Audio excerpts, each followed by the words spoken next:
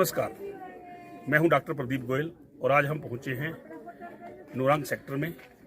1962 की चाइना युद्ध में इस स्थान पर चाइनीज सैनिक पहुंचे तो उस समय केवल 3 ही सैनिक यहां पर बचे थे, जिसमें राइफलमैन जसवंत सिंह रावत और उनके 2 साथी यहां पर थे। इन्होंने अलग अलग स्थानों से जाकर के लड़ाई लड़ी और इनके पास कोई भी जो इनकी राइफल भी इनके पास नहीं थी, जबकि दूसरी ओर मीडियम मोटर मशीन व्हीकल से चाइनीज जो है अपनी मशीन गन से जो है यहाँ पर युद्ध कर रहे थे।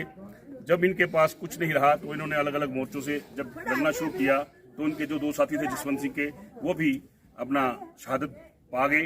पहले जसवंत सिंह ने 3 अलग अलग पॉइंट से यहाँ से लड़ाई लड़ी और 3 दिन तक वो चाइनीज हाथ लड़ते रहे। एक चाइनीज की उन्होंने मशीन गन पकड़ी, जिससे उन्होंने 300 चाइनीज सैनिकों को मौत के घाट उतार दिया। यहीं पर दिखाएंगे आपको कि यहाँ पर उनकी कब्रें भी यहीं पर बनी हुई हैं। जब चाइनीज को पता लगा कि यहाँ से जो ये अकेले जसवंत सिंह की लड़ाई लड़ रहे हैं, तो उन्होंने यहाँ से पीछे से आकर के जसवंत सिंह को घेर लिया और यहाँ पर उनके सिर के अंदर गोली मारी।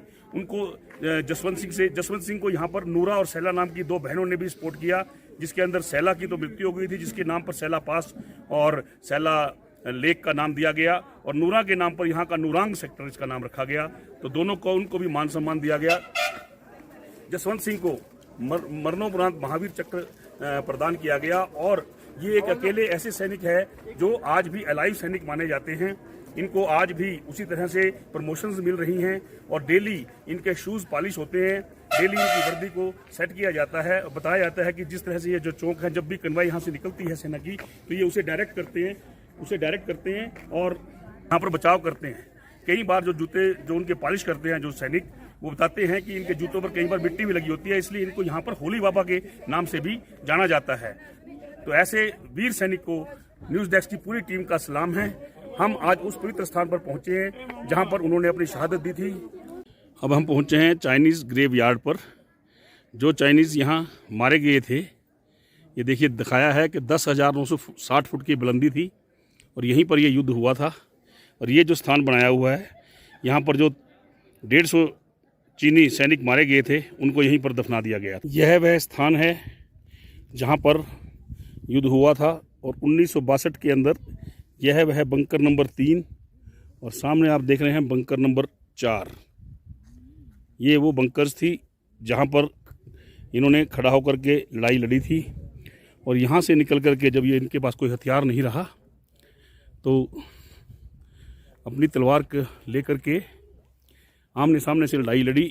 और आज भी उन चीनी सैनिकों की कब्रें यहाँ पर बनी हुई हैं जिन्हें यहीं पर दफना दिया गया था।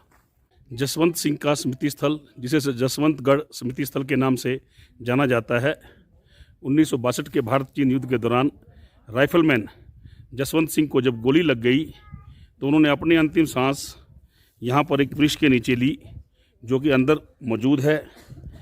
इसके अलावा उनकी स्मृति में यह उनका एक चित्र भी लगा हुआ है। यह मूर्ति यहाँ स्थापित है और अंदर जो है यह वो वृक्ष है जिसके नीचे आकर के उन्होंने अपनी अंतिम सांस ली थी।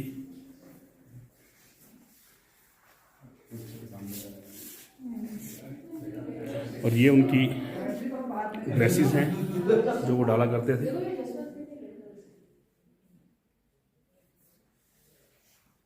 यहाँ पर उनके दोनों साथियों को त्रिलोक सिंह नेगी और गोपाल सिंह गुसाई, जो कि अंतिम समय में इन तीनों योद्धाओं ने यहाँ पर लड़ाई लड़ी, तीनों के स्टैचू यहाँ पर लगाए गए हैं।